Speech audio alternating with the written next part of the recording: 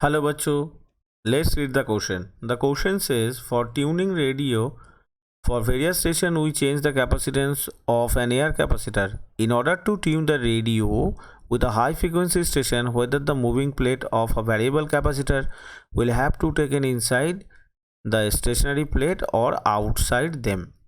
So the question is based on the resonance, because for tuning the radio we have to reach the resonance, क्योंकि अगर हम resonance पे नहीं जाएंगे तो ट्यूनिंग तो नहीं होगा, क्योंकि अगर फ्रीक्वेंसी नेचुरल फ्रीक्वेंसी हमारा डिज़ायर जो फ्रीक्वेंसी है उससे मैच करेगा तभी हमारा ट्यूनिंग होगा। ठीक है, so the key concept is about the resonance with respect to the change of the capacitance. ठीक है, तो हमारा तो हम देखते हैं कैसे इसको हम पॉसिबल कर सकते हैं।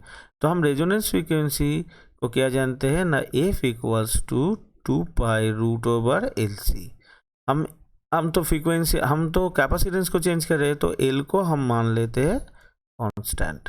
ठीक है, तो frequency is proportional to 1/√C। इसका मतलब जो फ्रीक्वेंसी होगा, डिज़ायर जो फ्रीक्वेंसी होगा ट्यूनिंग के लिए, वो कैपेसिटेंस इनवर्सली प्रोपोर्शनल। इसका मतलब हमें फ्रीक्वेंसी को अगर इंक्रीज करना है, ठीक है, हाई फ्रीक्वेंसी में, तो हमें सी को धीरे धीरे डिक्रीज करना होगा।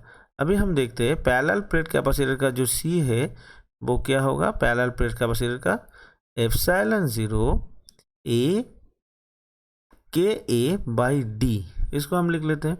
तो हम देख सकते हैं सी को अगर हमें डिक्रीज करना है तो डी को धीरे धीरे इंक्रीज करना होगा।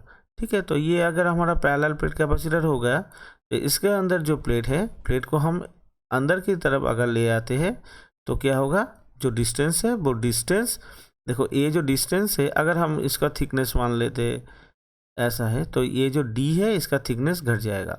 ठीक है, तो अगर हम इस प्लेट को धीरे धीरे बाहर की तरफ ले जाएंगे तो क्या होगा, अगर हम इसे धीरे धीरे बाहर की तरफ ले जाएंगे तो डी का वैल्यू धीरे धीरे इंक्रीज होने लगेगा और सी का वैल्यू धीरे धीरे डिक्रीज होने लगेगा। ठीक है, तो हमें क्या करना है, तो हमें जो वेरिएबल कैपेसिटर है ना, उसका जो प्लेट है वो उसको हमें आउटसाइड की तरफ धीरे धीरे मूव करना होगा, तभी हमारा सी का वैल्यू जो है, सी का वैल्यू घटेगा और हम हाई फ्रीक्वेंसी में ट्यून कर सकेंगे। ठीक है, तो हमारा जो आंसर होगा, तो आंसर आएगा the plate should be moved outside of the stationary plate of the capacitor.